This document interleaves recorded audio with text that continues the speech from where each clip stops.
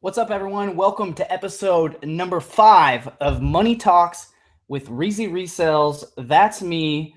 This is the show where you call me and I answer your questions. And basically, we're just talking money, online ways to make money and ways that you can get money online in general. Let me see if I can actually catch the broadcast and pause it.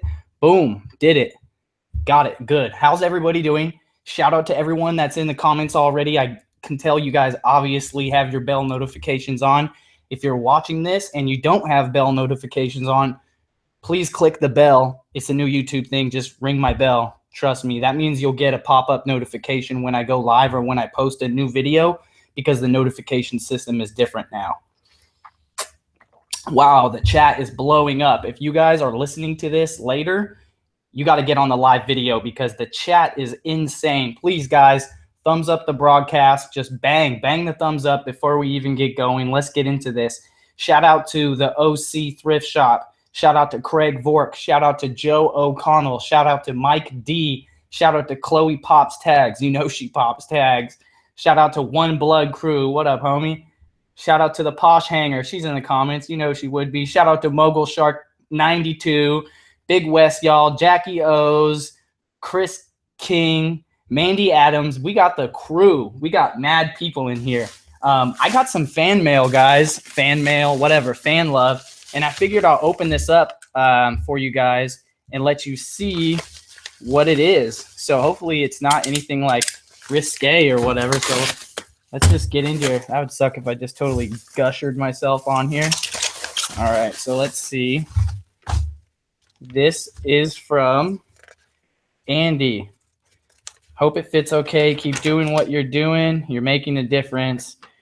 Your homie Andy, Wholesale Help. Check it out, guys. Blam. Knowledge is power. Y'all know knowledge is power. Thank you so much for the shirt, Andy, at Wholesale Help. I'll put your information down here. Oh my God. Oh my God, look what's in here. Look at this, guys. Blam! Ninja Turtle trading cards, I think. Yeah, official trading card game, Ninja Turtles. Yeah, know about it. Oh, me and Luna are going to have fun opening these up. Thank you so much, Andy. That's rad of you. Turtle Power. Obviously a huge Ninja Turtle fan. Shout out to Ray Resells. She's out there in the garage. Let's go. I got a couple more things before we get into some questions. But go ahead and put some questions in the comments if there's anything you guys want me to address specifically, and I'll look into that right here in a second. I just got to open this stuff. I've been wanting to open it for a while, but I wanted to show you guys too. So, whoa. 2 Ninja Turtle items in a row. Shout out to KC from Whitehall, Pennsylvania. Boom, sent me some Ninja Turtle VHS covers that I don't have for my collection. These are going up in my Ninja Turtle bathroom, which I need to convert to look more like a sewer. But I'm on my way there. Thank you so much, KC. Boom. Man, it's a Ninja Turtle night. If there's something Ninja Turtle related in this third package, which is from Golden, which I'm assuming is Jason Golden. I don't know if he's in the comments right now. Usually he is. I'm going to be excited. If I can pull the hat trick on the Ninja Turtle fan love, I'm going to be very excited. You think I got the hat trick, Posh? What is the average turnaround time on books? That's really a broad question, man. You'd have to like phrase that into ranges of ranks. So, oh my God, guys. I did it. Ninja Turtle hat trick. I'm like genuinely really excited, right? I didn't even look at what these are yet. Ninja Turtles, Mega Block stuff. Full set. Yes, Mike, Raph, Donnie, and Leo. These are going up on the wall too. Wow. I cannot believe I just pulled the Ninja Turtle hat trick live. Fan love unboxing. Thank you so much, guys. Also in here in the bottom, Fathead tradables, peel and stick decals. Tight. I can't even. I'm on cloud 9,000 right now. REEZY, found these while sourcing. Thought you would enjoy them. Thanks for all the content that you share with the group. Jay Golden. Stay golden, pony boy. Stay golden, because you guys just made my night right there. I am so excited right there. I can't believe I pulled the triple Ninja Turtle hat trick. Yeah, what up, Park J TV out there in South Korea? How's it going, bro? Shout out to Jonathan Bubba. Go Ninja, go Ninja, go. Go Ninja. That was the sickest part right there, man. And the other dude, like the extra homie that helped the Ninja Turtles out in Ninja Turtles 2, Secret of the Ooze. Woo!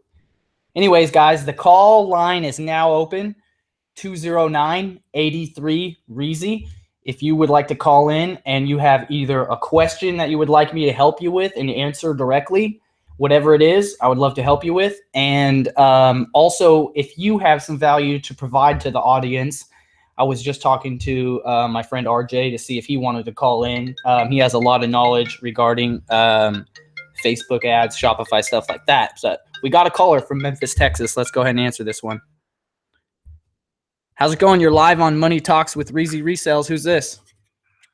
Hi, this is Sarah from North Pole, Alaska. I'm Sarah Michelle Thrift on Instagram. Oh, hey, how's it going? It's going pretty good. Is there anything I can help you with specifically?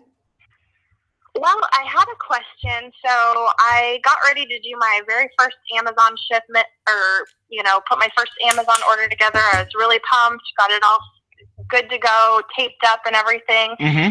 And then when I went to print the shipping label out, I realized that apparently if you live in Alaska or Hawaii, you cannot access Amazon's discounted shipping rates. Right. So, which I probably should have done a little bit more research, but was not aware of that. So then I went online to UPS's website and FedEx's. They both said it was going to be about $65 a box, right, for a 20-pound box each. And I'm like, oh, that's a lot of money.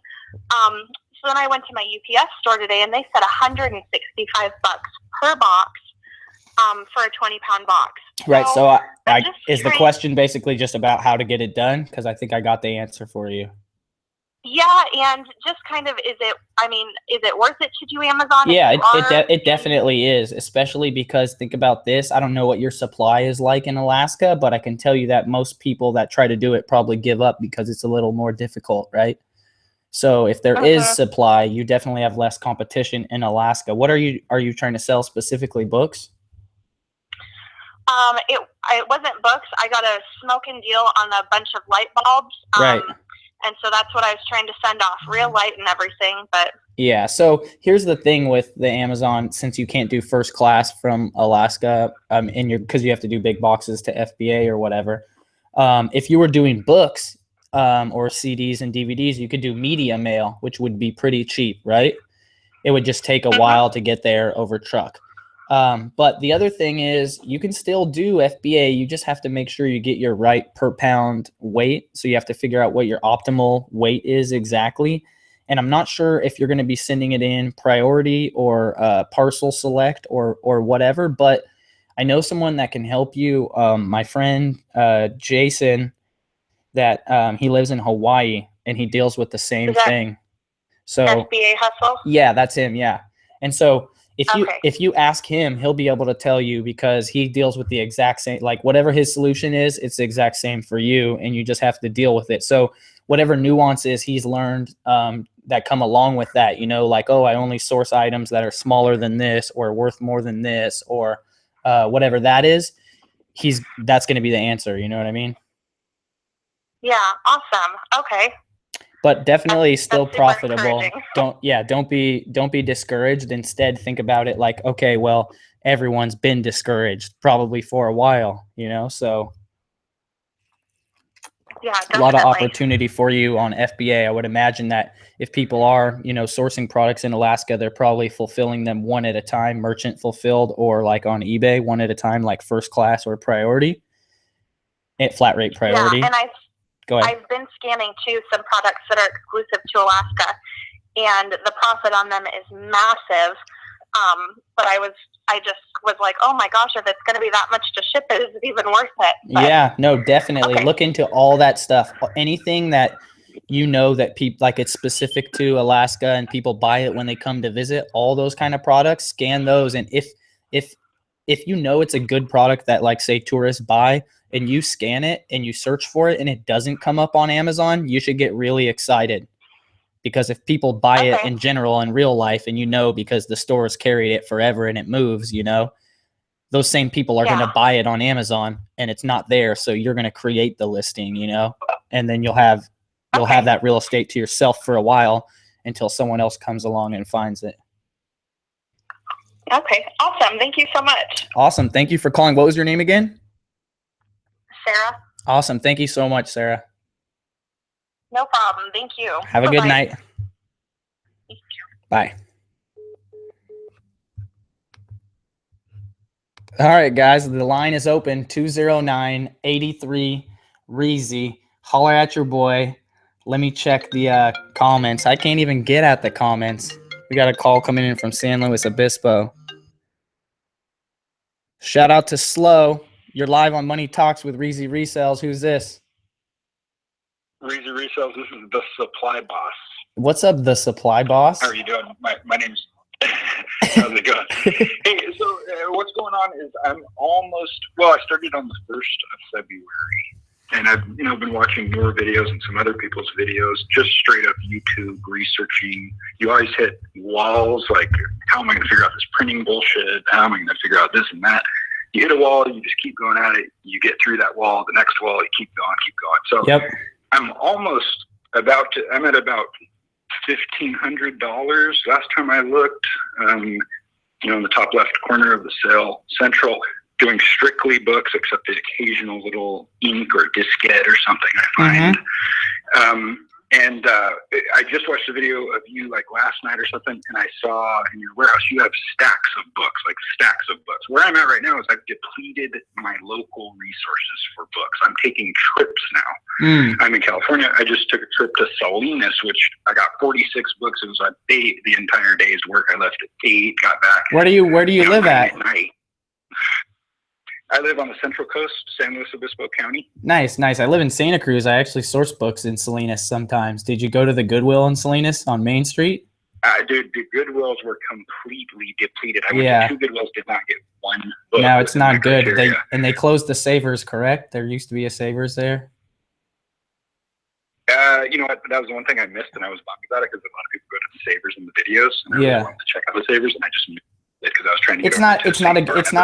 It's not a great area to source. You know what I mean? It has what it has. You know what I mean? You need to get closer to colleges. So if where you're at, isn't there a lot of colleges in San Luis Obispo? There's Cal Poly. I live in I'm Morro Bay is where I'm. Okay. It's 15 minutes north of San Luis Obispo, but there's Cal Poly, and the Goodwills here are great. I mean, I go you can go every 4 days and get 25 books. Right. And there's a huge book sale going on over here soon that I'm going to go to. It's funny. I skateboard too, so I actually really appreciate the skateboarding part of some of your videos. Nice. I love to be able to showcase that stuff about me because reselling is cool, and I love to teach you guys about that. But I have a lot of stuff to share with you guys other than that. I saw a guy sourcing there, and he goes, and it was like the only guy I'd ever seen with like actually doing it. People in San Luis just don't seem to do it. Anyway, he goes, he comes up to me and starts talking. And he goes, "Oh yeah, I watch REEZY Resells. Do you watch REEZY Resells?" Yeah, it's totally awesome. That's awesome. It's pretty cool. I want to wear a disguise and so see if someone will ask me that, and I'll be like, "Yeah, I watch REEZY." That's funny. So my question is, I've depleted the local resources regarding books. Okay. Now it's a matter of traveling around. Right. So I'm actually going to travel tomorrow morning, 6 a.m. I'm going to be in Paso, and then I'm traveling to Fresno area to completely decimate that area. Hopefully you haven't been there in a while. Nice. And no one else is going, I hope. And I've got somebody with me. They're coming now. You just gave out the sauce. They're coming.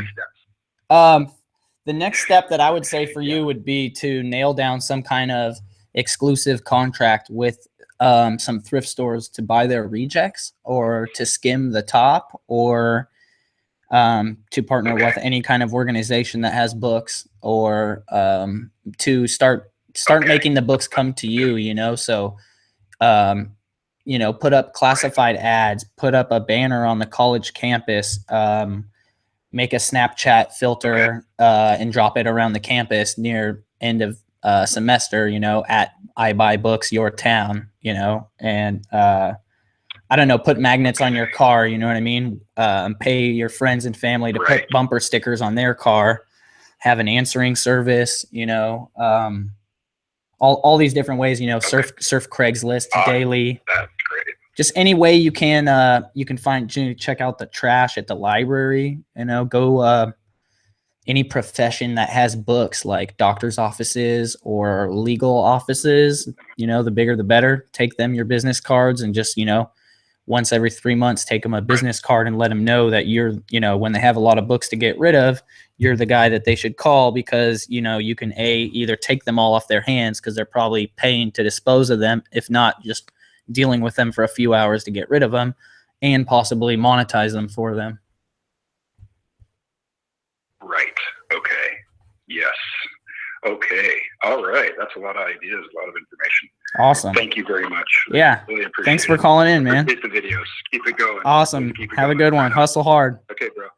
Thank you. Peace. Right on. Bye-bye. All right, guys. The line is open. 209 83 REEZY. Give me a call or take it easy. Let's see. We got anyone recently getting ungated in health and beauty with invoices. I got a service, guys. I know someone that got ungated with a service. They paid $350. Wasn't me. I'm not getting any money, but they got ungated in health and beauty. You're live on Money Talks with REEZY Resells. Who's this? Pause your YouTube, bro. Yeah, what's good, REEZY? What's good? Yo, it's Matt from Queens. This is Matt from Queens. What's up, man? What up, Matt from Queens? God, man, all you guys from New York calling in. I got to get out there. Yeah, man, definitely. How you doing? I'm doing good, bro. How about yourself? Excellent, man. My power's not about to go out this time. It's nice. Hey, let's go. Yeah, so I got a question about books. Go for it. Books.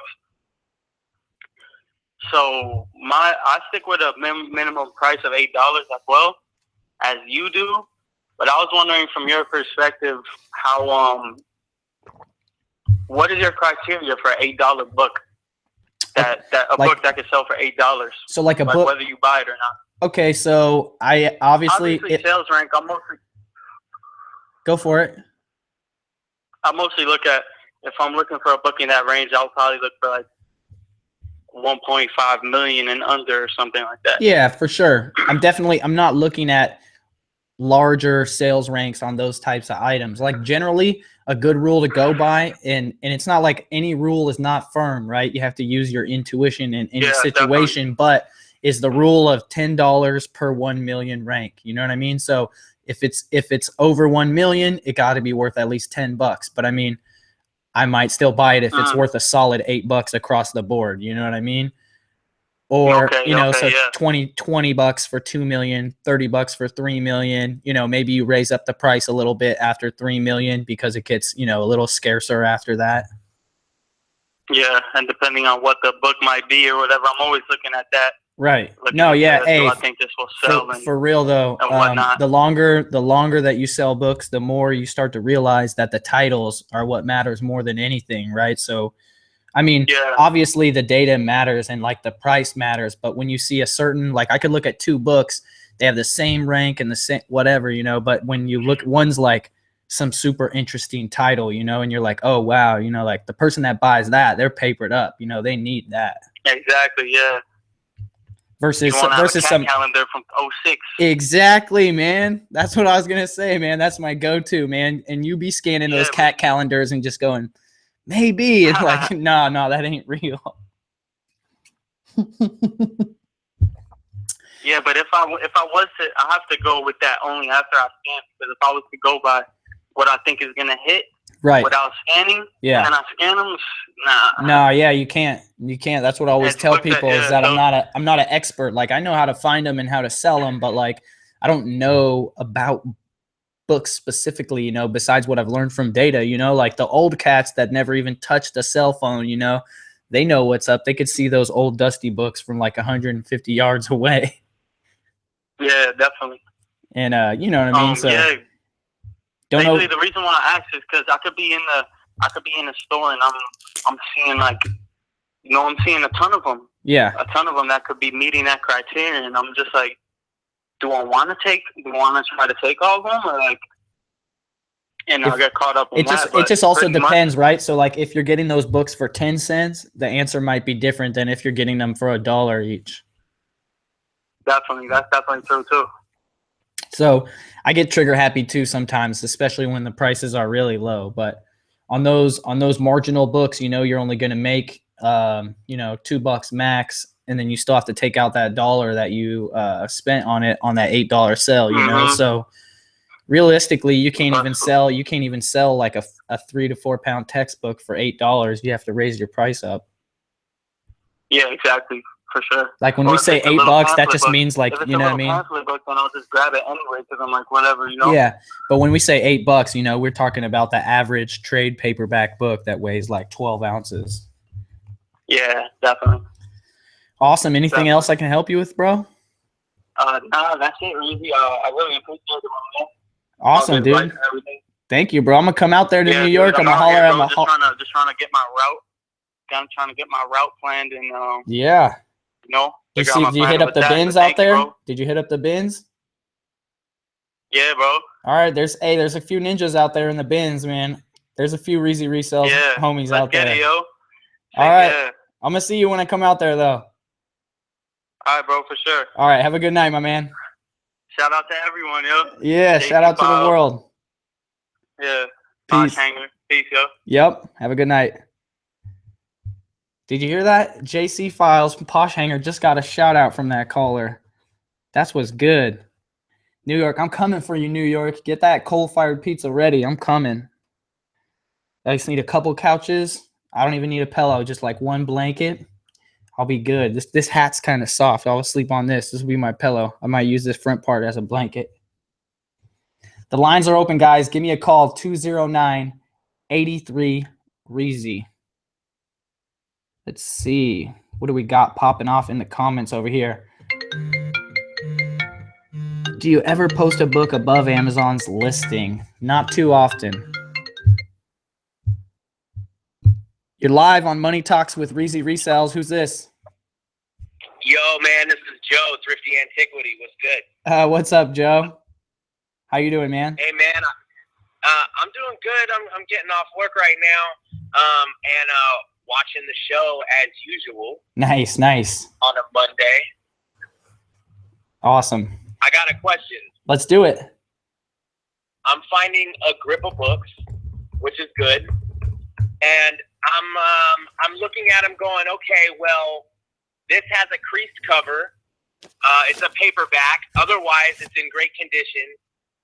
But I just want to pick your brain a little bit as to what do you consider acceptable, and what do you consider trash? So basically, that's a great question, actually. So besides looking at the verbatim description on Amazon, which let me see if I can efficiently pull this up real quick.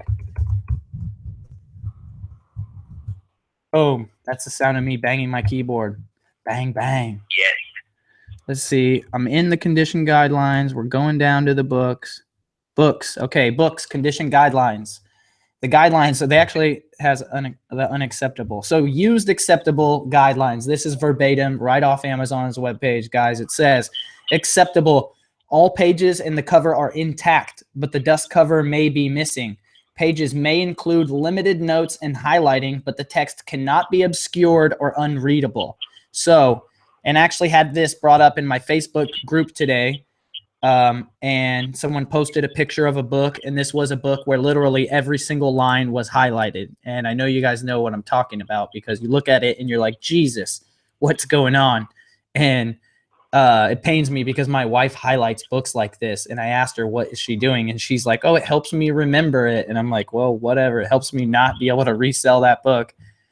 But The moral of the story is that if every single line is highlighted, I would not sell that book, or if every page is written on, especially if it wasn't a textbook. And if it was a textbook, maybe, but I would sell it for a lot less than the market price, and I would let people know in the notes, but only if it was really worth it. And you know what I mean? 9 times out of 10, you're going to get an unhappy customer or a return when they get a book like that that's highlighted to death.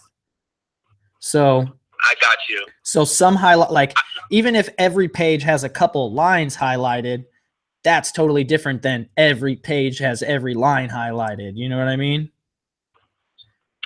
So I get books where I'm like, when I'm in the store and I'm scanning, I go, oh, this is in good condition or very good condition, right? Right. The dust jacket has a little bit of wear on it. Okay. When I get it home and I actually start putting it into Amazon, I'm looking at it going, is this very good or is this just good? Right. So, or is that even acceptable? No, that's not acceptable. It's definitely between very good and good. So, but what you want to do is just follow the verbatim description for Amazon book condition guidelines.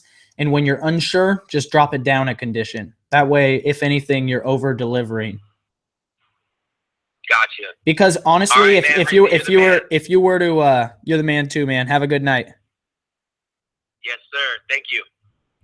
If you were to try and like raise the condition up, you feel like you're doing some better thing and having a better product. But if you were to stop and look at the price difference, most of the time you're probably not even making much of a price difference by raising the condition. So like you're risking under delivering for what? Nothing. You're live on Money Talks with REEZY Resells. Who's this? Hello? I didn't even do the Kermit the Frog voice and they hung up, guys. That wasn't my fault. That was not my fault. Trust me. There was no... All right, they're calling back. You're live on Money Talks with REEZY Resells. Who's this? Hey, REEZY. This is Casey. This is Casey. What's up, Casey? What's up, man? I just want to say thanks for everything you've been doing. I love your videos. I love all the information. You're a huge inspiration. Oh, thank you, man. Is this the Casey that sent me the package? What package? Okay, I guess not then. I got a Ninja Turtle related package from someone named Casey. I opened it live just a little while ago, so I may or may not have missed the note, which I will go back and look at. But yeah. Is there anything I can help you with specifically besides just saying what's up? Yeah, I got a few questions for you. Let's do it, man. All right. The first one, I saw you made a video about this today, restricted product. Yeah. What do I do about restricted products? Do I look into how to get past them? Because I know the Nike one was a huge restriction, but some of them are a little bit easier than Nike. Oh, yeah, for sure. So what you want to do if you're a new seller, there's a lot of categories that you cannot sell in that you can sell in if you just take about a half hour and go apply to get approval to sell in these categories. So once you're logged into your Amazon account, Google category approval Amazon, click on the first link that comes up and it will show you all the categories in Amazon that you need to request approval to sell in. Go through there one by one and run through every single one. A lot of them will approve you just after answering a few questions, and some of them will require you to submit invoices. Skip those ones for now. That way you'll be opened up quickly to all these other categories. And then the ones that are restricted, those will require invoices in that category from reputable wholesalers or distributors for you to get approved for that. Some of them are much harder or impossible than others, like shoes, not happening. No, I mean, shoes, you can get approved to sell shoes, but you're not going to get brand unrestricted in Nike or Adidas or any of these other big brands. But you can, get ungated in grocery by getting wholesale invoices from an online grocery wholesaler. And you can get ungated in health and beauty. Not that I know exactly how to do it. You need invoices from a supplier that Amazon's going to allow, basically. So a friend of mine got paid a service $350 to get him ungated in health and beauty, and that was fairly painless for him. So I'm pretty sure you could figure it out yourself and bang it out and find the right wholesaler. I think this dude said the company had like 3 or 4 tries before they hit a wholesaler that was local to him that Amazon would take approval for or something. But either way, you know, it's like, what's your time worth, you know? So for me, sometimes I got to just let stuff go because my time is much more valuable doing other stuff than trying to research to figure out how to get ungated in a category. Yeah. So. And also another question, how do I price something on Amazon that has no FBA listing already? Okay. No FBA offer at all, right? Right. Okay. So you're going to price it at I picked up this Monopoly game that had 2 merchant listings and no FBA listings, and say they were for $80. The merchant fulfilled was 80 and the new price was what? Well, yeah, new merchant fulfilled 80, and then no used offers or whatever, and no FBA. And you had a new one. I have a new, yeah. I'd say as much as like $150. It just depends. Really? Definitely a lot more than, definitely a premium price above the other one, because your customer isn't an FBA customer. They're going to be able to get that item super fast overnight, a myriad of shipping ways. The more long, about $50 above the new listing. I wouldn't say any fixed amount. Just go look on eBay and see what the highest it's ever sold for, you know, and maybe of that or a little bit above that. Definitely, you know, 25% more than the at this price point that we're talking about. You know, at least 125, or you know, if that was 100, I would say make yours 125 or 150. You could always bring the price down, you know. So there's nothing like that that pain of something that sells right when you list it. You know, you're like, oh, darn it. Right. Yeah. It's like, yeah, I lost out on money. Yeah. Oh well, you got to move product. Right. Definitely. Another question here. How do you list your shipping on eBay? Do you like to go free or paid?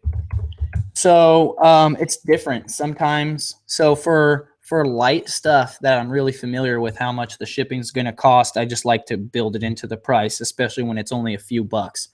But when something is really large and heavy, I like to do calculated and then put in the dimensions and the weight and let the customer pay it. I just feel like, I'm not an eBay expert, but I feel like when the shipping is that much, if you build it into the price, it just looks like the price is so bad versus being like, oh, it's 35, but yeah, shipping is 22 because it's a giant Millennium Falcon or whatever it is. Yeah. Yeah, it's sold 2 DVRs today, and they were a little pricey on the shipping, but that's how I did it. So I was just seeing maybe. Yeah, you learn, man. So one way to do it is you just weigh your item rough, like with nothing. When you're listing it, just throw it on the scale and then round up to the nearest pound and add 1 or 2 pounds, depending on how big the item is, and just assume that's the packaged weight and then do calculated. Okay. Yeah, because I've been losing a little money on my shipping stuff out, so I guess I need to just raise it a little bit. Yeah, it's hard when you're shipping a bunch of different stuff to know what stuff is going to go for. Like, obviously, if you ship, you know, this or that, always, you know, you're always stuffing them into priority mailers or whatever. So, but when you have to ship a Millennium Falcon and then a giant Stormtrooper, you know, who knows what the price is going to be. Right. Apparently, I sell a lot of Star Wars stuff. Yeah. Awesome. Is there anything else I can help you with, bro? Yeah, about two more things if you got time. Okay, let's do it, man. One more thing, actually. We got to open the line back up. All right. What's your thing about going to a book sale pretty soon here, and what's your strategy when you go to a book sale? Do you like to scan through books, or if the sale's so great, you just take as much as you can get? So you got to scan them. You always got to scan them. So the thing is, at the book sale, strategy is basically, if you have help, bring it, right? And load them up with a scanner just for that night, even if it's going to cost you $30 for the month, you know, just load it up. But if you don't have time to train them how to run the scanner, pay someone $10 an hour to shuttle books for you, basically taking the books out of your arms back to your holding area so that you can spend your whole time scanning books and you never have to be slowed down by having your arms full. You're going to want to bring a wheeled cart. I like to use the collapsible carts from Staples, the Jumbo XL carts or whatever. You're going to need to wear headphones. You're going to want to set some kind of low price trigger, like a hard alert in the headphones that goes off. Like, I don't like to be too fancy with triggers because you miss stuff. So I just say like, oh, everything that's $8, let me know, beep. Yeah, exactly. And then especially because, you never know, it's different everywhere you go, right? So you find out what the pricing is, you set it, and then you just blaze through everything as fast as possible, preferably with your scanner mounted on your arm in a running band thing, and then your scanner in your hand, and you have your other hand open to fan through books, and you go whichever way that you prefer to go based on whichever hand you prefer to hold the scanner in, and or however they have the books laid out, whatever. Anyways, then you just go scan through the books. You want to start obviously in the nonfiction, in the reference books if they have them. You want to go into the history section. Usually they'll have a map and it will show you where the books are on the floor. One of the main things is that you have to make it to the preview sale. If you do not go to the preview sale, you didn't really go to the sale. The preview sale is where correct. Every library sale is ran by the Friends of the Library, and they usually have what's called a preview sale, which is the night before or the afternoon before or whatever, and people can pay to get in. It's before the general public, so people who are members of the Friends of the Library. When you're looking at book sales, then it'd be good to maybe call in the number, somehow contact them. Yeah, you want to call every library that's in your area and get in touch with them and find out if they have sales. I mean, you can generally just go to the website and try and find the Friends of the Library website for your area, and then look up the calendar. You just reach out to them. And then also there's this website called booksalefinder.com that lists maybe 80, lists like 80% of every book sale, I would say. There's probably 20% more that aren't listed in the United States that aren't on there. Those are the ones that you're going to do really good at, and you're only going to find them by calling the libraries. Yeah, that's great. Thank you. Awesome. Thank you for calling in, man. Of course. Keep up what you're doing. I love it. Definitely. Keep hustling, bro. All right. Thanks. Peace. We got the Super Spro Bros in the comments. Woo! Scotty G's in the house. Super Spro Bros. Bang it back. Quit drinking that Boosh coffee, guys. We don't want you to drink that Boosh coffee anymore, man. None of that. You're live on Money Talks with REEZY Resales. Who's this? This is Ryan from Gainesville. Hey, Ryan. What's up? How's it going? Good. So, I just downloaded FBA Scan and got the HCI socket scanner. And I got them synced together, but whenever I scan a book, it puts the ISBN number in, but it doesn't hit the enter button for me. Like I have to manually hit the search button. What phone do you have? Android? Yeah, it's a Note 4. Okay. Give me 1 second real quick. I'm going to pull up the answer for you on my Facebook group. The answer is in there. Someone in the comments, if you guys know, please help us out. We need Android-related tech support. You guys know the answer to this question. If you have an Android phone and you use a Bluetooth scanner, you've already dealt with this. So I use iPhone myself, so give me a second so I can go search this real quick. I just saw a post about this recently. That was probably mine. Oh, no. This is a woman that solved it and was sharing it with everyone else. I'm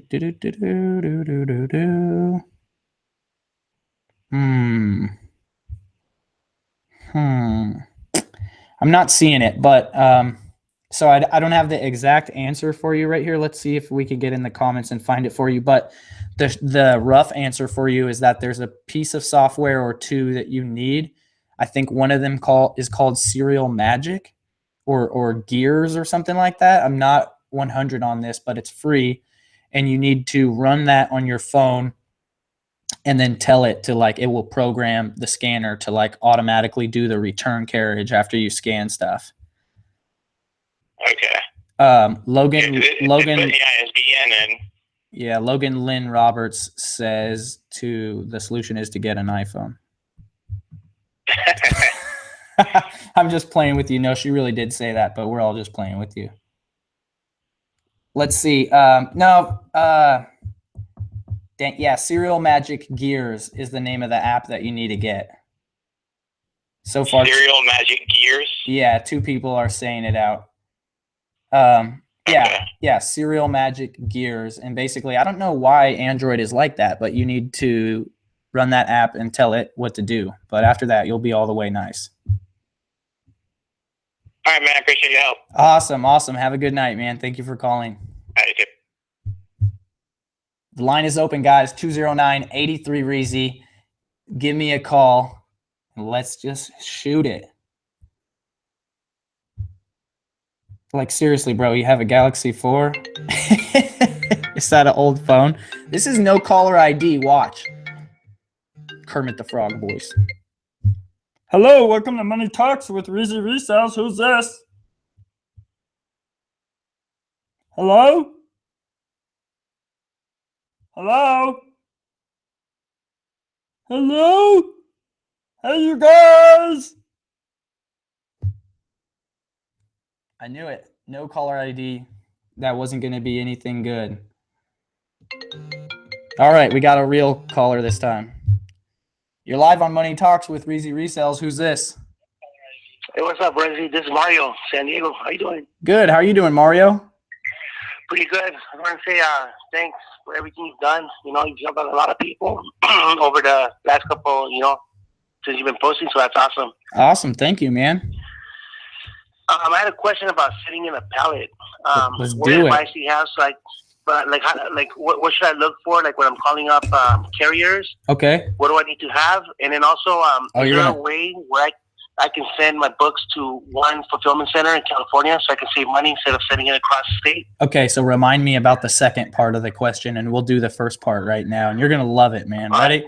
So for LTL, anytime you go over about 350 pounds, you want to do a pallet if you're sending into FBA, and that is 350 pounds per shipment. It has to be going to the same place, right?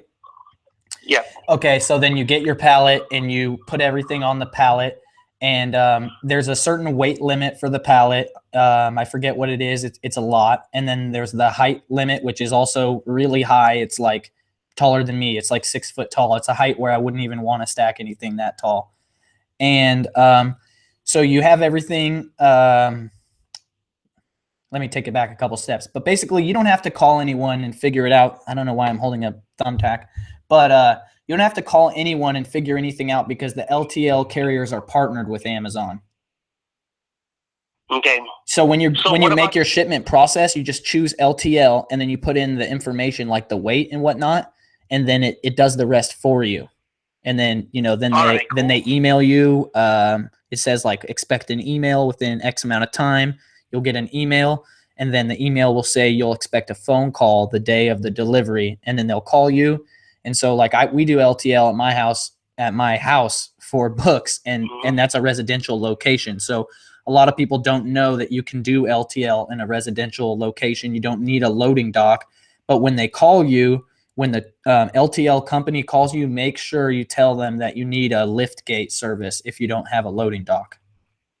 Okay, so lift gate service, correct? Yeah, and usually they don't even charge you for that. I've heard some people get charged for lift gate, but we've never been charged for lift gate service.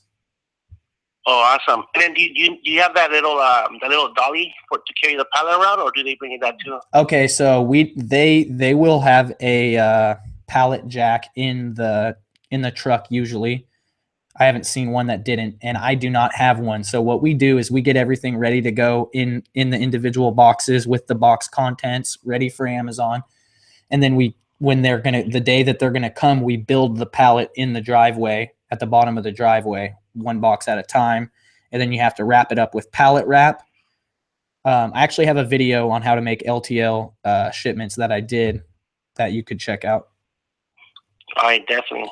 But yeah, it's a huge savings. So you're going to save 60% off of your best shipping rate. Okay, definitely.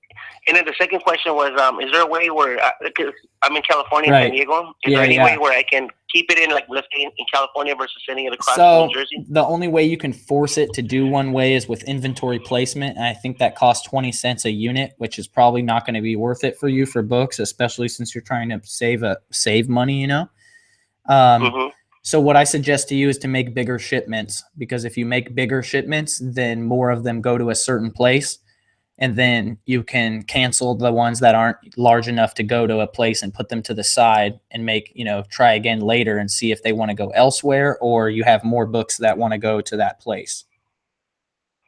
Awesome, man. Hey, thanks a lot again. And if you're ever down in San Diego, man, let us know. We're going to hook you up with everything, man. Oh, hell yeah, man. I can't wait. The whole package, man. I can't wait, man. Too, Yeah. Some South American coffee from Bolivia and Argentina, Peru, so we're going to hook you up, man. Trust me, I'm going to take you up on that. Reach out to me on Instagram and whatnot. Let's connect. Definitely, man. Thanks a lot. I appreciate it. All right. Have a good night, man. Thank you for calling in. You too. All right. Yeah, you guys hear that? I got the hookup in San Diego. I'm about to go. We're going to go hard in San Diego. Is there anything I can look at regarding creating SKUs? Yeah, guys, Scott made an excellent video on my channel called How to Utilize Your SKUs Properly. We got this no caller ID again. Let's try it. Welcome to Money Talks with REEZY Resells. Who's this? I'm Alex. How's it going, Alex? I'm just sorry. I think the last unknown ID, I should apologize. I think that was me. It's just my headphones are working properly and I'm using Skype. Hey, no. So I should apologize for that first. 100. That's funny. I answered the phone with a funny voice anyway, so I thought it was my fault. All right. How's it going? All right. So I'm good, thank you. Awesome. So I'm all the way out in Canada, and I'm pretty sure most Amazon warehouses are in the U.S. Would you find that like a huge disadvantage with higher shipping prices, especially with I don't have USPS, so I don't have media shipping either. Right. So I'm not in Canada, so I don't know about the specific nuances in the Canadian market, but I do know some people that are selling in Canada that I could direct you to. Not offhand, but if you hit me up like on Instagram or whatever, I can connect you with them. The thing is that the Canadian market obviously hasn't matured as much as the American market. So yeah, the demand is not quite there, but it should get there eventually. I find it hard to believe that, Americans read more than Canadians by any large amount, Yeah.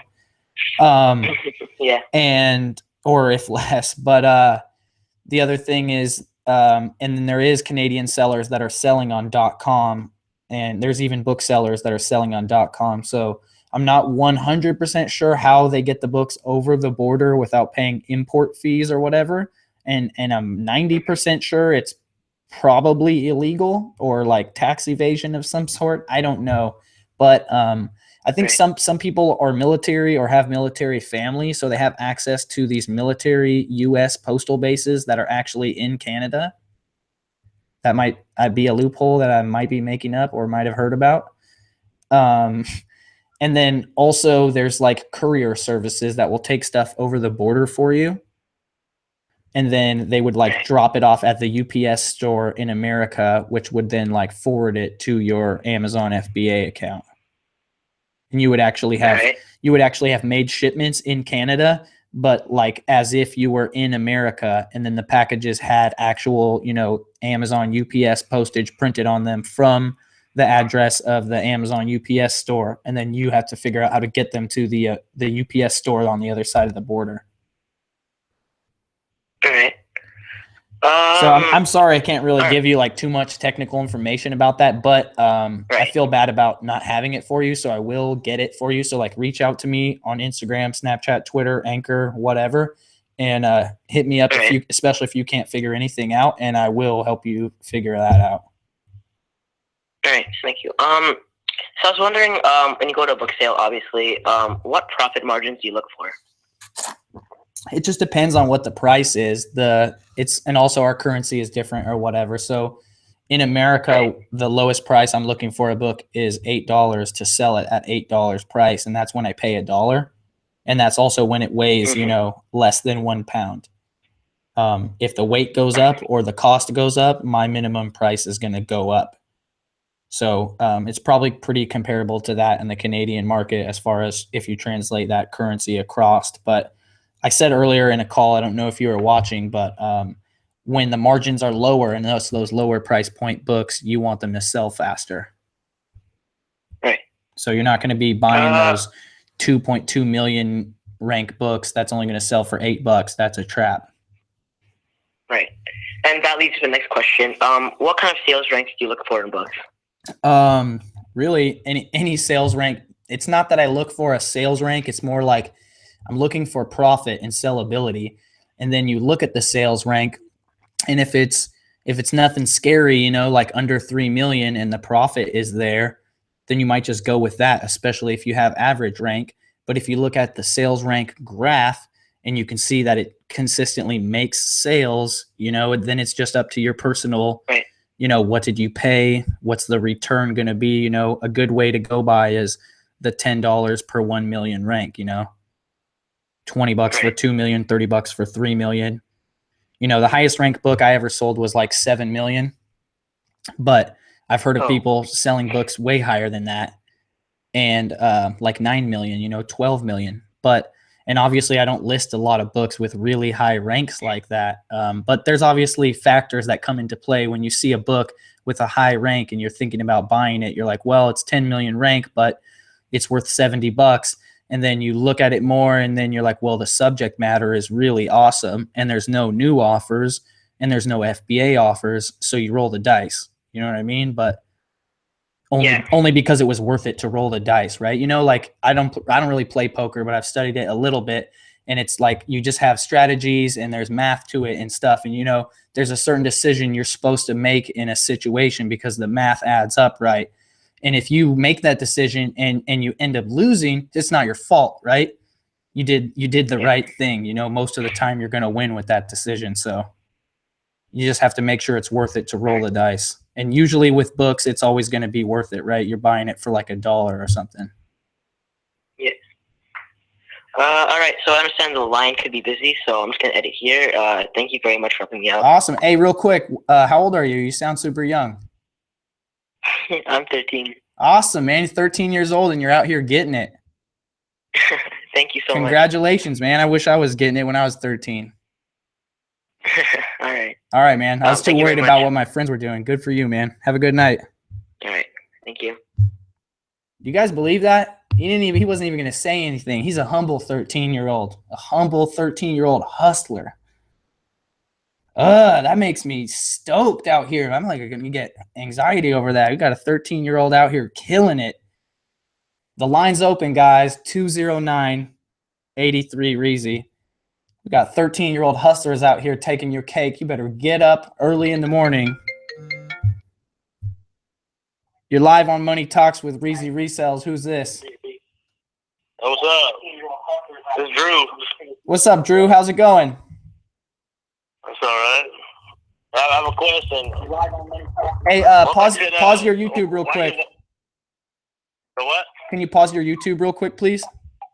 Yeah, you hear yourself in the background? Yeah. I want you on like a 16 TV. It's all right. I mean, I love hearing myself talk, but you know what I mean? The viewers. Yeah. I was watching this. I was watching too much, but you look so much different than I've seen before. I watch you all the time, but I'm not wearing sunglasses, and I got a super fly Jayhawks hat. That's not even that. It's like something else too. I haven't shaved. I forgot to shave for the show. Oh no, I don't know about that either. But I get my books from an outlet. Nice. I get them for $0.25. Good deal, man. And I can get them all day, but lately there's been people getting books too. Nice. I'm sorry about that. I've kind of just been doing my own thing. I've kind of been doing my own thing. It doesn't matter. I got all kinds of different ones I'll be doing. Good. But I was wondering, what do you think the lowest I should pay for it is? I know you're paying $8. You mean as far as the selling price? Yeah. Well, when you're getting it for $0.25, right, the game's a little bit different. You might be able to go a little bit less, and a lot of people can't get books for $0.25, right? So what I like to do when I can get books for really cheap is to buy books that aren't really necessarily profitable to sell on Amazon, but you know, they're kids books that you can build up into sets to sell on Amazon. or these are the really, it's the most you scan them and the rank is hot, but the price is blown out. You know what I mean? But you can get it for $0.25. So buy it because you can sell it to the bookstore for $1. You know what I mean? Yeah. And also any kind of books, any kind of kids books. Not necessarily kids books, but you know what I mean? Just these books with good ranks. They're going to be like New York Times bestsellers. You're going to see them all the time. They're all the soccer mom books. You know what I mean? And and then there's other books too that you're going to scan and you're going to be like, man, this ain't worth money. But once, twice, maybe 4 times a year, it's going to go from selling for only $4 to selling for like $12 and it just happens, cyclically because it's a reading book, usually popular, that college classes have to read. You know what I mean? So it's a classic literature book, and that's why it's blown out. But every semester, there's hundreds of classes across America that need 30 copies of it. So the price goes from $4 to $8, or maybe 10 or 12 now that the fees have went up. Mm-hmm. So you're saying there's not even scan them on that the whole time. Just gotta use my own eyes. Well, you would know that they're popular by the rank. And then you just have to know other stuff. Like, I have 2 used bookstores in my town. One is like more regular, they have all the soccer mom books, and one is like more eclectic. They sell records and VHS tapes and stuff. You know what I mean? So the record one, they won't even buy the ones that the other one will buy, but they will buy, the weird stuff. Yeah, I see what you're saying. You know what I mean? So you just got to diversify. I had one, but they went out of business, and I wasn't doing books at the time, or I would have. That's another thing, man. If you can get books for $0.25, I don't know if you have the manpower or the time or whatever, but setting up a flea market, right, where you sell books for $1 or $2, and then, or even if you have a brick and mortar. Yeah, I'm thinking about doing that too. Just people around here in the flea market like that is kind of smart. I don't know. All these Mexicans look like that. You know what I mean? All these, yeah. Well, if you could get books for $0.25, you know what I mean?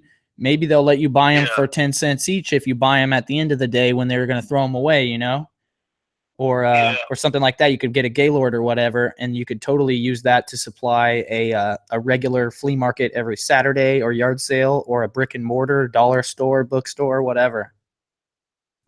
Yeah. I see.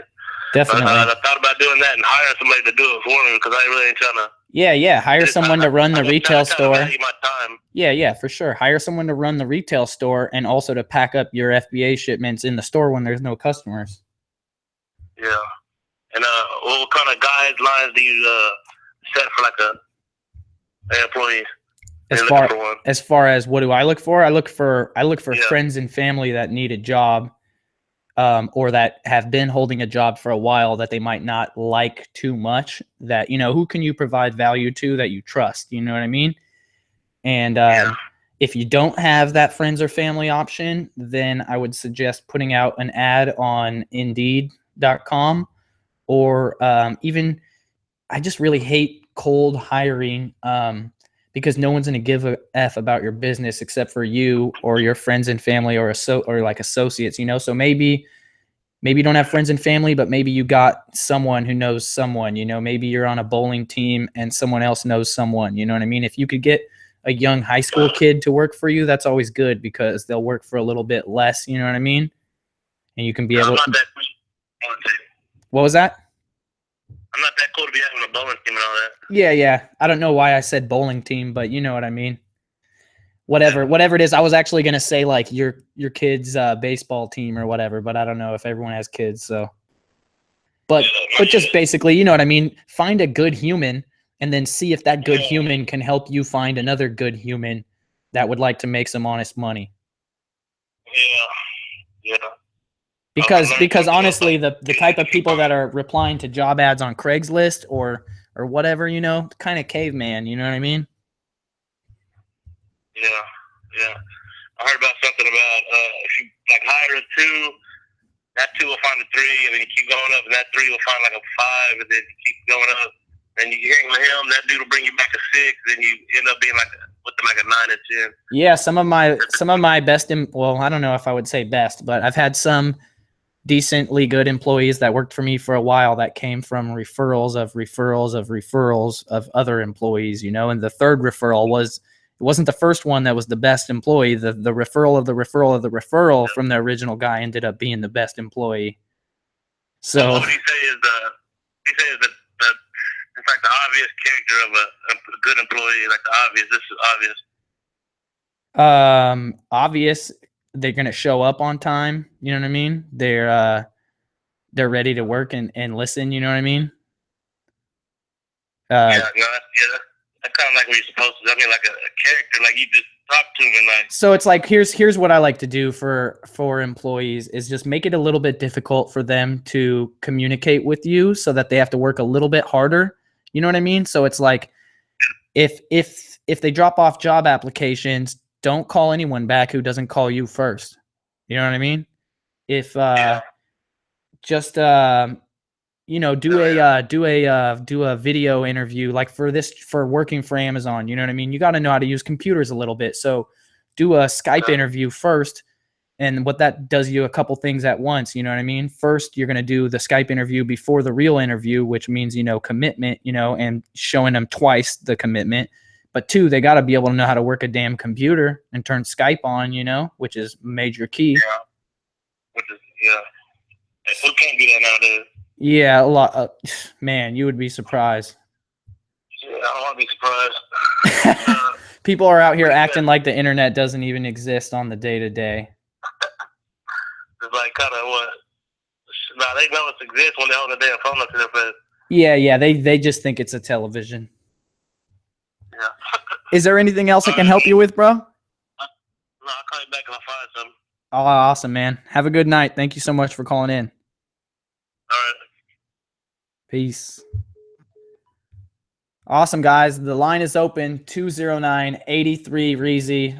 I'm sorry if some of the calls take a little bit longer than others. I don't really have a protocol, pun intended. Next caller. Welcome to Money Talks. You're live with REEZY Resells. Who's this? Yo, REEZY. It's Tuna Fish Light from Snapchat and Living Off the Sun on YouTube. Awesome. Tuna Fish. Tuna Fish what? I'm sorry. I forgot. What? Tuna Fish what? It doesn't matter. Tuna Fish Delight. We've been Snapchatting. No, yeah. No, tuna. It does matter. I want to get it right. It's Tuna Fish Delight on Snapchat. We've been snapping. We have relations. What's up, bro? Yeah, something like that. Not much. I'm doing pretty well. Anyway, got a few questions for you. Okay, well, I'm got to limit you to one, so pick the best one. All right. One question. What ratio do you look for when buying textbooks from students? As in, like, let's say you're planning on selling this book for $100, right? Right. What are you willing to pay a student for that book?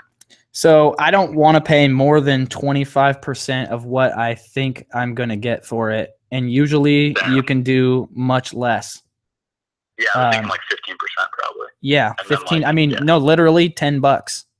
Like most students will sell you any book for $10, regardless of what the price is. And the thing is like, if they hit you back and they're banging back, you know what I mean? You might still want to buy it, even if it's more than your thing, your you know what I mean, your ROI, your rules or whatever, because you know it's gonna sell, right? And and if the money has to be long term, right? And if you have the capital, and you might build a relation with this student for next semester, or whatever, you know what I mean? But yeah, so $10, you never know, man. You don't want to oversell yourself, but I would just say, let them submit them to you and then make offers to them on a case-by-case basis. Have you ever solicited, like, out of college, like just gone, like, tried to pick kids up, like, during exam time? No, not myself, but no. I have heard of people doing that before, definitely. I've heard of people doing the thing where they rent a van or whatever, and they sit across in the parking lot, like across the street or whatever, because usually there's issues with the campus bookstore and stuff like that. Yeah, I'm sure. But, you know, put a banner up on campus during the end of semester. I really want to know who's the first person going to be the first person to successfully take my Snapchat geofilter idea and source books with that. Not a bad idea. No, I think it would work. People still use Snapchat, I think. Can I just get one more question? Yeah, let's do it. Let's do it. One more. All right. So what is the most expensive book you've ever sold on Amazon? Ooh, okay. I believe it was a long time ago. I don't remember if I sold it for Scott. Isn't my business partner is in the comments, so he might remember. Scott, what was it? Was it some? I think it was some book about breeding horses, and it was like $8.99 or $7.99, and it was a book that I bought for like a couple bucks or something. Sweet. Yeah. They're out there. Yeah, the thing that I sold them that I like the single largest flip that I ever made was for $5. I bought a doll from a yard sale that I ended up selling for like $1,500. Solid stuff. Anyway, appreciate you taking the call. Definitely. Have a good night. Thank you for calling in, Tuna Fish Delight. Tuna Fish Delight. He's coming through. You guys ever put corn in your tuna fish sandwich? Bomb. I think that's a poor kid thing, but it's bomb. Next caller from Hazleton. You're live on Money Talks with REEZY Resells. Who's this? Hey, REEZY Resells with all the details, man. I've been trying to get hold of you. Damn, that's a slick one. Man. That's a slick one. How did I not think of that one? REEZY Resells with all the details. Damn, G, what's up? Yeah. I've been bothering everybody in the comment section, but I'm trying to wholesale. My situation is I'm trying to wholesale. I'm going out of the country. I have about $2,500 to spend, and I want to basically get everything set up whereas though all I have to do is reorder. Even if I fail the first time, it's okay. I'll be back, but I want to just set myself up like that before I leave. Right. So now, for wholesalers to take me serious, manufacturers to take me serious, and to set up for Amazon. Yeah. Do I have to set up a LLC and a bank account automatically? Yeah. That's like a no-brainer, right? Yeah. Get your LLC and your bank account, and then get you up a nice dummy website. It shouldn't cost you more than $100 or $200 to make a nice official looking website that will increase the amount of wholesale contracts that you can land, because a lot of wholesalers, they don't want to give you contracts when they find out that you're selling online. Okay. I appreciate it, man. I don't want to hold you up, man. I appreciate you, man. All right, man. Have a good night. Good luck on your wholesale. With all the details, man. You'll be good, man. You too, man. Good luck on your wholesale business. Thank you, man. All right. Bye. Peace. All right, guys. We're open. 209-83-REEZY. I'd tell you the number, but that's just not too easy to remember. You're live on Money Talks with REEZY Resells. Who's this? Yo, what's up, REEZY? This is David from New Jersey. Hey, David. What's up? How are you? Not much, man. I just have a question about customer feedback. Let's do it. I'm just wondering, like, I sold like a little over 400 books, and I only have 11 feedbacks, and they're all. Just how important is feedback when people want to buy from you? On Amazon, it's decently important to show. I mean, the feedback that the customer can see and what you can see varies, but the feedback that they can see does vary or does matter, right? So if you have no feedback or a low number of feedback, that's going to affect someone's decision. I mean, if you have the good price, you should still be making the sale pretty often, but I would say some buyers would be willing to pay, 25% more to get it from a seller with better feedback. Okay. I've seen you promote Feedback Genius. Yeah. Is that just a service that emails people? Like, couldn't I just do that myself? Yes, you definitely could, but it does a little bit more than that. So there's certain emails that you could send a specific email for a specific product or for a specific type of product. And the thing that's really cool is that it monitors your tracking numbers so that you can tell it when my package is marked as out for delivery or delivered, then send the email. That way, the product's fresh in their mind when they get the email asking for the feedback, or you could say, 7 days after package has been delivered, request feedback. Okay. And it definitely does help. If it was worth a monthly cost.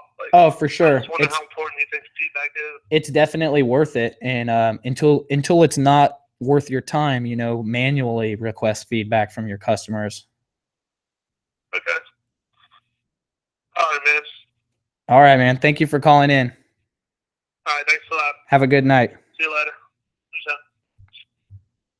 Thank you for helping out in the chat, Scotty G. Appreciate that, guys. If you guys haven't thumbs up the video yet, bang that thumbs up button for Scotty G, who just came through on Super Spro Bros and dropped mad knowledge. Let's take another call. You're live on Money Talks with REEZY Resells. Who's this? Hey, what up, REEZY? This is Rashad from Virginia. I'm watching you right now. I didn't think I was gonna get through. Oh man, you're there. You're in. Yeah. By the way, REEZY, I wanted to say too, I was subscribed to you. You had about like 1,000 subscribers too, so oh, back in the day? It's nice to see. Yeah, it's nice to see you, dropping the good content, getting the love. Awesome, man. Well, thank you, man. I'm trying. It's not easy. My wife didn't divorce me yet. Yeah. How can I help you, bro? This is a situation now. I'm getting into the book game. I'm selling books. Okay. And I'm going out to a lot of the thrifting and the yard sales and the book sales, and I'm finding a lot of books. I got these bags. I'm filling the books, and I'm finding a lot of like the 500 to like a million, sales ranking of books. Some of them low competition, like maybe 1 or 2 FBA sellers. Mm-hmm. So, with the new rules and restrictions, Amazon, putting in the fees, I don't want to send them a lot of books, for me to have to, get hit with fees or trashing. Right. So I'm trying to figure out, how long does it take, for a book to sell? So instead, with the 1 million sales rank. So you can't really figure that out. What you can do is you can look at the history of the sales rank and see how often it sells by when the sales rank when the graph pops. That was a sale, right? And so then look at it in between the peaks. How often does it sell? And you can make a judgment like that. But generally, what you want to do is you want to decide, will this book sell in 6 months, or will it not sell in 6 months, or will it sell in 12 months or not, or 18 months or not, or 24 or not? And if it does take that long, what will the fees be, and how much more do you need to sell it for? It's basically just it's just an equation. You know what I mean? And so you just want to make sure that if it's going to sit around for a while, it's not one of those $8 books. You know what I mean? If you're buying books to sell for at $8 price range, which means you're only making $1 or so, maybe $2 if it's light and you paid nothing, it better sell before 6 months, because you don't want to get a long-term storage fee for that thing. All right, cool. And one more other question I got for you. Let's do it. Sometimes, I'm finding a lot of books just like that, under that, maybe like that 300,000 mark, and it's like 105 FBA sellers. You can see people, kind of like price, jumping each other. Right. I'm just trying to figure out, is it worth, buying a book with a, like maybe like 100K sales rank, and it's like 105 FBA sellers on it? And what would the FBA price be? That's really what matters. If the price is there to make profit, do it. But just be aware of, you sound like you got a good head on your shoulders. You're aware that that's trouble. If there's that many offers, obviously the supply is exceeding the demand, which means the price is going to have to come down, right? So you just have to make sure the price is there, and make sure it's not close to the bottom of what you want, because it doesn't, when that situation, it doesn't appear to be trending towards a higher price. Gotcha. Right, where some books you might buy for 10 cents and they aren't currently profitable, but you look at the data and you're like, this is going to be profitable in a few months, when it pops up, because, there's not many used offers and the new price is 20 and the FBA's 8 or, 6, 7, 8, and then Amazon's price is 20 or whatever, that those are going to sell off. All right. Good? I'm all good. Thanks for your content, man. Awesome, man. Thank you for calling in. Thank you. All right, no problem. All right. No problem. Good luck to you. Good luck. Peace. Hey, RJ, when are you going to call in, or are you just going to chill in the comments like a punk? We got a call from Louisville. It's not RJ. You're live on Money Talks with REEZY Resells. Who's this? Hey, Steve. What's up, man? Hey, what's up, Steve? Hey, Mike, I had a quick question for you, man. I'm a news seller, and I was trying to get in on that refurbishing and selling CDs. Okay. And it's like pulling teeth. Because everything's restricted. I mean, right. It's like, yeah. I mean, is that just a common thing for sellers? Amazon just over time they're making it more difficult and more difficult to sell. And a lot of the times it is in response to things that the bigger brands are doing to them or whatever. So, for example, the recording industry had a big thing about counterfeits and yada, yada. And so Amazon was like, oh, we'll do this. And so that was Amazon's like, here where we want to be legit. You know what I mean? So they blocked out all the new sellers and they banned a bunch of potentially counterfeit sellers or whatever. So, I haven't heard of anybody that got into CDs since CDs have been gated. It's pretty much locked, just like Nike or Adidas. Right. All right. So, I mean, you can still, it's still the same old story, right? Amazon's not the only player in the game. You can still sell those items on eBay. Yeah, I just love the fact, you know what I'm saying, they're small, shipping on and stuff. Oh yeah, no, I feel you. It's hard out here, but you got to get in where you fit in, and if you got a good supply of CDs, you know what I mean, you got to make it happen. Yeah. All right, man. I appreciate it. All right, man. Have a good night. All right, you too, bro. All right, guys, the lines are open. 209-83. Their lines are not open. We got a call from Miami. It's also not RJ. You're live on Money Talks with REEZY Resells. Who's this? Woo! They don't like me out there. In Miami, they don't like REEZY. They just hung up on me in Miami. Come on, Miami. Why you do that to me? 209-83 REEZY. We got RJ Martinez in the chat, guys. Big boys. You're live on Money Talks with REEZY Resells. Who's this? Hey, REEZY, this is Sam from Oz Empire. What's up, Sam? How's it going? Everything's going. I just sent in about 23 units in the last 2 days, and I just have a question for you. One question for you. Yeah, let's do it, man.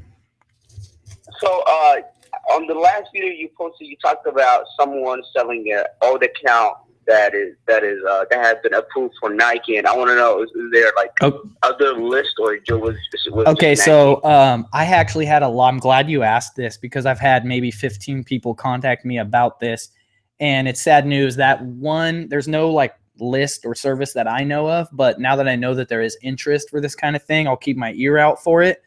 But so I know I said $5,000. But when I went back and checked the message that I got from homie that was offering to sell it, and it's probably middleman in me or whatever, it was $8,000. And then I inquired even more today, like, hey, well, you know, I got 10 $5,000 offers on the line. It'll probably turn into something, you know. And the response I got was the account was sold last weekend for 18 racks. So apparently they were ungated in everything, like CDs, more clothing brands, and even DVDs over $25 MSRP. So that's on the books, I guess, guys, like as far as what the value of an Amazon account can be worth that's ungated, because supposedly that one sold for $18,000. So yeah, just let me know in the future. I'll try to contact you. You know, if you get something like that, just let me know, and I'll try to work the deal with you. Yeah, definitely, man. I will definitely let you know, because there's not a lot of people that are going to be buying, and there's also not a lot of sellers. But for someone that's going to take that risk, that's a huge opportunity. Yeah, thanks, man. And I have one tip for like people sourcing like books. So since I'm in college, that like a lot of people, they use Facebook group for the college, right? They exchange a lot of books, and they can find a lot of books from Facebook groups. In the Facebook groups for the colleges. Yeah. Nice. They do a lot of that. So any specific groups, or just like search the Facebook groups by the college name? So, like if they live near any college, they can just search up the school name, but somebody has to approve them. Mm-hmm. But they will accept anybody, and so like if they live near a college, they can just go in that group. And a lot of people they sell their old books, exchange them for cheap. Right. price. And so mostly it's mostly students trying to sell to other students, not necessarily people trying to make a buck selling their books. No, but they go for like, if they graduate and, they have all this book, they just, try to make a couple of bucks. So they will definitely do that. Yeah. So just to bring this back to a previous call, what type of prices are you paying on average per book when you source one book through a Facebook group? I haven't done that, but I buy books for myself. So I normally pay around $10, which is worth like online. It's like $250, $600 because they're not easy to buy. Yeah. And when we go to school, they exchange it for even less price. So people try to sell it on Facebook, different places. And I also I talk to people around school, like if they're selling books, and the best place to go is like Facebook. The best way to search the name is like search the school name. Yeah. And just put like a book exchange or like something like that, and they'll have a page. Nice. Awesome. Thank you for the tip, man. No problem, man. Anytime. All right. Have a good night, bro. All right. You too, sir. Bye-bye. Peace. He called me sir. That was so nice of him. 209-83 REEZY. We're going to do a couple more calls, and then I'm going to take it easy. How many times am I going to rhyme easy with REEZY? There's not a lot of things that rhyme with REEZY besides cheesy. And we all know I'm cheesy, so take it easy. All right, we got a Phoenix. Phoenix is in the house. You're live on Money Talks with REEZY Resells. Who's this? Hey, what's up, REEZY? It's Josh. Hey, Josh, what's good? Not much, man. Just sitting in my office loading up some eBay sales. I sell shoes and used clothing. Nice. That's very lucrative on eBay. Absolutely, absolutely. So my question is about Raise. I was hoping you could tell me a little bit more about that. About the credit card? I want to start using it for sourcing. Yeah. So Raise is a gift card marketplace where you can buy and sell gift cards. I've never sold a gift card on Raise, but I buy gift cards on Raise all the time. So you search for the store that you want to buy the gift card from, and then you buy it. I have an iPhone, so I use Apple Wallet or whatever it's called. I don't know. I just put my thumb on the button on my phone, and it uses my credit card or whatever included in the app.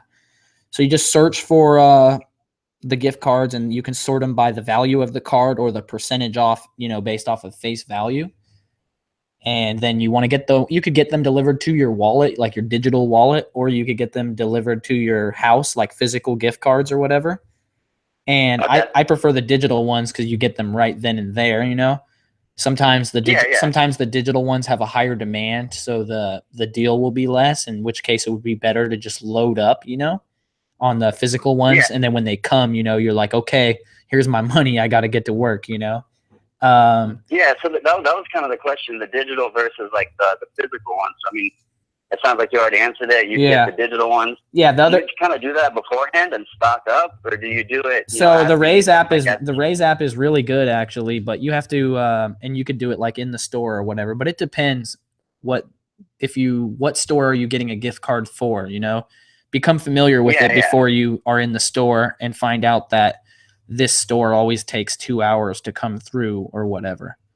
Usually, if you have an issue, you recommend taking a little bit of time beforehand and kind of planning it out. Yeah, when you first get your gift cards, get them beforehand when you're at home and you're not worried about time, And then when you get used to the system, you'll know how to use it or whatever.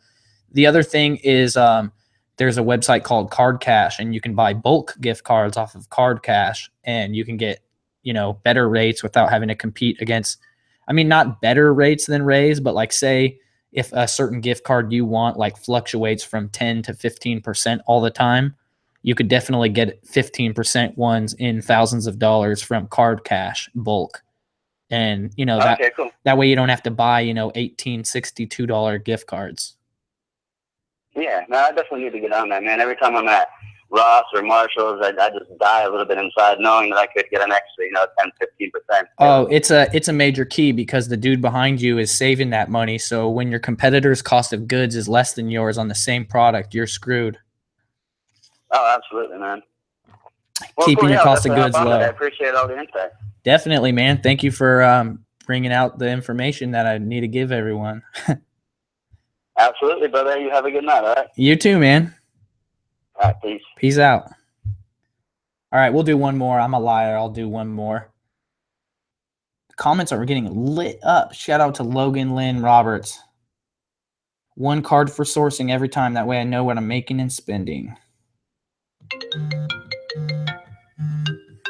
Hazleton, Pennsylvania again.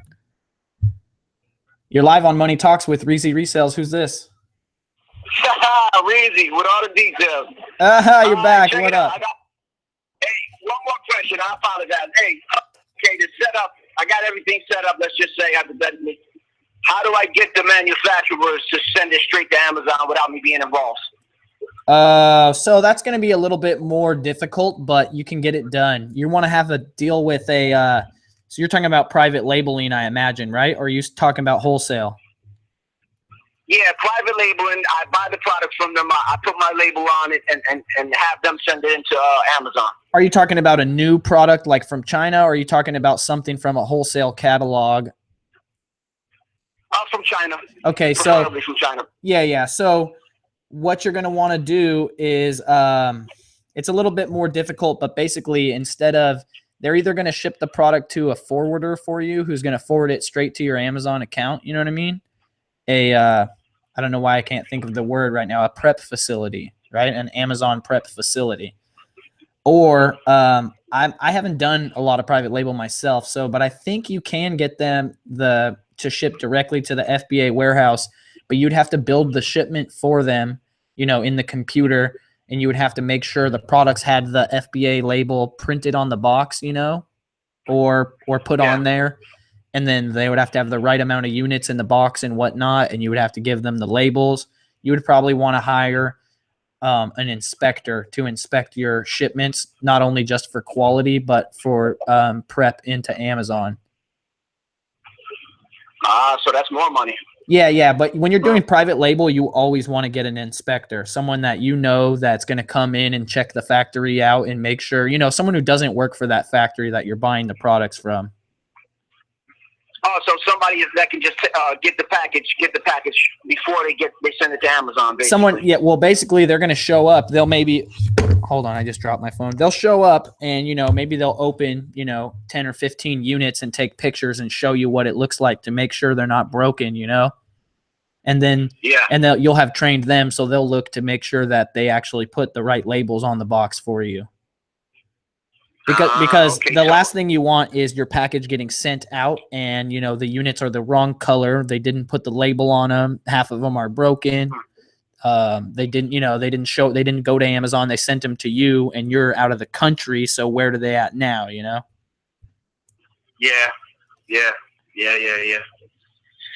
All right, man. I appreciate you, man. Awesome, man. Well, good luck with everything, thanks, and keep me informed with your success. Hey, everybody stay tuned, man, with REEZY Resells with all the details. Awesome, bro. I'm going to rip that off. Have a good one. Bye. You too. Bye-bye. All right, guys. That's it. That's in the books. I'm not going to answer any more calls. I'm going to go in the chat real quick. We got Bruno R., a 14-year-old. He wants to start reselling stuff. I kind of know what to and like. How to make profit, but I just tips. Do you know what kind of way doing it is? You got to hit Google, bro. Google is your friend. If you're calling in right now, I'm not going to answer the phone, so I'm sorry about that. You're going to have to wait till next Monday. Awesome. Yeah, dude. REEZY Resells with all the details. Anyways, guys, thank you so much for watching the broadcast. Please smash the like button. Call your mom and tell her to smash the like button. I really appreciate it. And thank you for all the comments. The chat is on fire, just like ridiculous.